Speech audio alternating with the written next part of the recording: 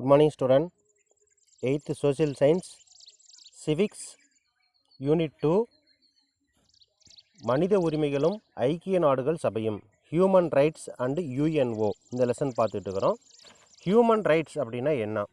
What are human rights? Human rights are rights inherent to all human being regardless of race, sex, nationality, language and religion. Human rights include freedom from slavery and torture, freedom of opinion and education. இது வந்து பார்த்தோம்னா what are human rights அப்படின்னு வந்து பார்த்தோம். Human rights அப்படிங்கிறது வந்து பார்த்தோம்னா மனித உரிமைகள் அப்படிங்கிறது இனம், பாலினம், தேசிய இனம், இனக்குழுக்களினுடைய தன்மை, மொழி மற்றும் சமய வேறுபாடு இன்றி அனைத்து மனிதர்களுக்குமான இயல்பான உரிமை தான் வந்து மனித உரிமைகள் அப்படின்னு வந்து சொல்கிறோம். இந்த மனித உரிமைகள் அப்படிங்கிற கருத்து வந்து பார்த்தோம்னா எங்கேருந்து தோன்றுச்சு அப்படின்னா அமெரிக்கா அண்ட் யூரோப்பியன் கண்ட்ரீஸ்லேருந்து வந்து பார்த்தோம்னா இது தோன்றியிருக்குது. இதுக்கு முன்னாடி வந்து பார்த்தோம்னா ஐக்கிய நாடுகள் சபை வந்து UN வந்து ஸ்டார்ட் ஆகிறதுக்கு முன்னாடி எழுதப்பட்ட மனித உரிமைகள் ஆவணத்தினுடைய முன்னோடி அப்படின்னு வந்து பார்த்தோன்னா மகா சாசனா மேக்னா சார்ட்டா அப்படிங்கிறத வந்து பார்த்தோன்னா 1215 வந்து இங்கிலாந்தில் வந்து உருவாக்கியிருக்கிறாங்க. அடுத்தது வந்து பார்த்தோன்னா இங்கிலாந்தில் 1628 வந்து உரிமை மனு அப்படின்னு வந்து உருவாக்கியிருக்கிறாங்க. அடுத்து ஹேபியஸ் கார்பஸ் சட்டம் வந்து பார்த்தோன்னா 1679 இங்கிலாந்துலேயும், ஆங்கில உரிமைகள் மசோதா 1689 அடுத்து மனிதன் மற்றும் குடிமக்களின் உரிமைகள் பற்றிய பிரான்சினுடைய அறிவிப்பு 1789 அமெரிக்க அரசியலமைப்பு சட்டம் வந்து பார்த்தோம்னா 1791 உருவாக்கிக்கிறாங்க. அதுக்கு அடுத்தது தான் வந்து ஐக்கிய நாடுகள் சபை தோற்றம் வந்து பார்த்தோம்னா செகண்ட் வேர்ல்டு வாருக்கு பின்னாடி வந்து ஐக்கிய நாடுகள் சபை வந்து உருவாச்சு. 1945 வந்து பார்த்தோம்னா இது உருவாகி இருக்குது. இந்த ஐக்கிய நாடுகள் சபை அதாவது அக்டோபர் 24, 1945 வந்து உருவாகிருக்குது அப்படின்னு வந்து சொல்லலாம். அடுத்தது மனித உரிமைகளுக்கான உலகளாவிய அறிவிப்பு அதான் வந்து இப்போ பார்க்க போகிறோம். The universal declaration of human rights UDHR இது வந்து பார்த்தோன்னா என்ன பண்ணுது? One of the greatest achievement of United Nation in the creation of human rights law. ஐக்கிய நாடுகள் சபையின் மிகப்பெரிய சாதனைகள் ஒன்று வந்து பார்த்தோன்னா மனித உரிமைகளுக்கான சட்டத்தை வந்து உருவாக்குனது தான் வந்து சொல்கிறாங்க. The advance this goal the UN established in commission in human rights. இந்த இலக்குகளை வந்து அடைவதற்காக ஐக்கிய நாடுகள் சபை வந்து மனித உரிமைகளுக்கான ஒரு ஆணையத்தை வந்து பார்த்தோம்னா நிறுவி இருக்குது. The commission guided by Eleanor Roosevelt. இது வந்து பார்த்தோம்னா எலினார் ரூஸ்வெல்ட் அப்படிங்கிறது யாருன்னா முன்னாள் அமெரிக்க அதிபரினுடைய மனைவி பிராங்க்லின் டி ரூஸ்வெல்ட்டினுடைய மனைவி. இவங்க வந்து பார்த்தோம்னா இவங்களுடைய தலைமையில் வந்து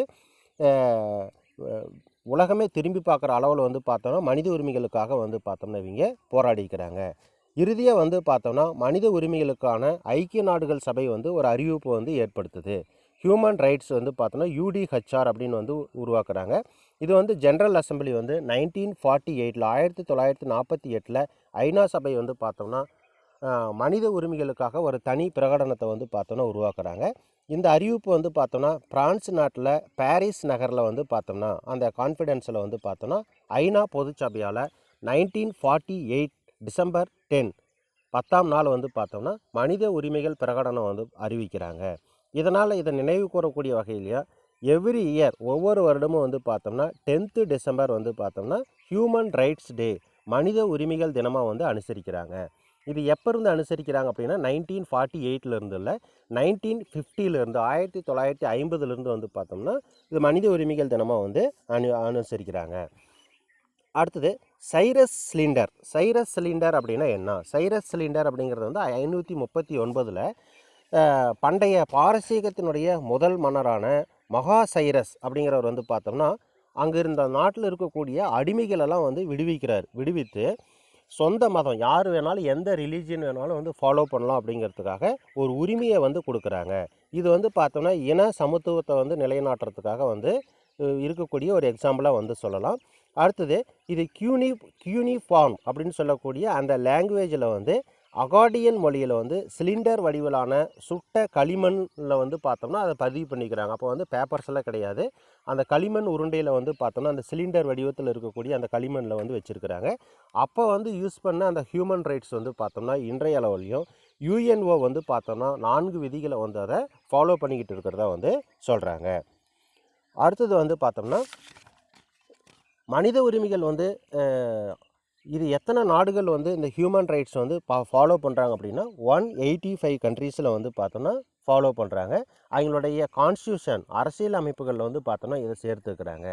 இந்த ஹியூமன் ரைட்ஸ் அப்படிங்கிறது வந்து பார்த்தோம்னா டோட்டலாக எத்தனை லாங்குவேஜில் வந்து மொழிபெயர்த்துருக்குறாங்க பார்த்தோம்னா 500 மொழிகளில் வந்து மொழிபெயர்த்துக்கிறாங்க.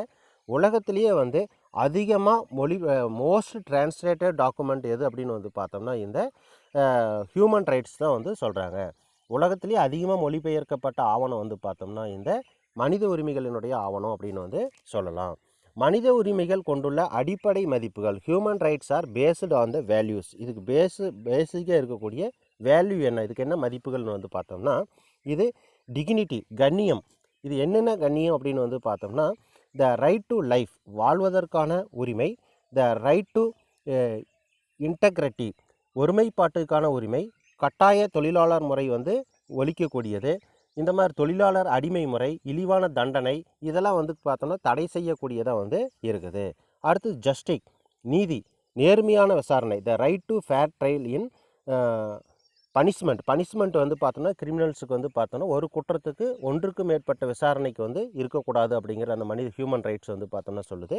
அடுத்தது வந்து பார்த்தோன்னா ஈக்குவாலிட்டி சமத்துவம், சட்டத்தின் முன் அனைவரும் சமம், ஈக்குவாலிட்டி பிஃபோர் லா, சட்டத்தின் முன் அனைவரும் சமம் அப்படிங்கிறத வந்து பார்த்தோம்னா சொல்லக்கூடியதாக இருக்குது. அதே மாதிரி religion, race, gender, age, ability, disability, இனம், மதம், பாலினம், வயது, திறமை மற்றும் இயலாமை ஆகியவற்றில் வந்து பார்த்தோன்னா பாகுபாடு காட்டாமல் அனைவரும் சமம் அப்படிங்கிறது வந்து கொண்டு வருது.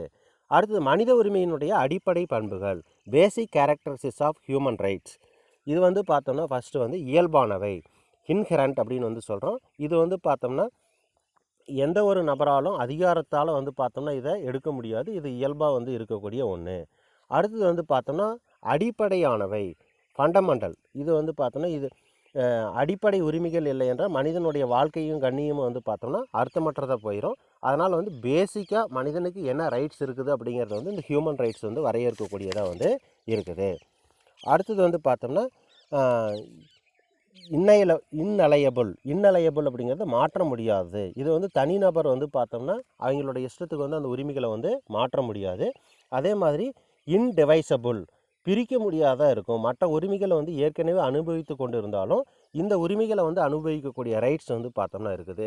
அதே மாதிரி யூனிவர்சல், இது வந்து காமனாக வந்து உலகம் முழுவதும் வந்து பார்த்தோம்னா இருக்கக்கூடிய பீப்புள்ஸுக்கு காமனான உரிமைகளாக வந்து இருக்கக்கூடிய ஒன்று.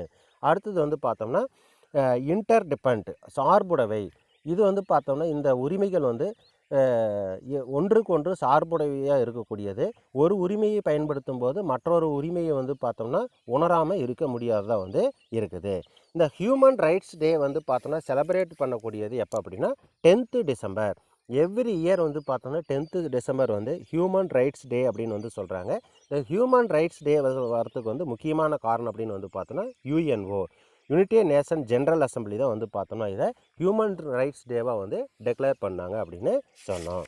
அப்போ இதில் வந்து பார்த்தோம்னா இந்த வீடியோவில் the universal declaration of human rights அப்படிங்கிறது UDHR இது வந்து எப்போ உருவாக்குனாங்க அப்படின்னு வந்து பார்த்தோம்னா 1948 வந்து உருவாக்குனாங்க. December 10 இது வந்து ஐநா சபையால் வந்து பார்த்தோம்னா ஹியூமன் ரைட்ஸ் அப்படிங்கிறது வந்து வரையறுத்தாங்க அப்படின்னு வந்து பார்த்தோம். அதனால் எவ்ரி December 10 வந்து பார்த்தோம்னா ஹியூமன் ரைட்ஸ் டேவாக வந்து நம்ம செலிப்ரேட் பண்ணுறோம் அப்படின்னு சொல்கிறோம்.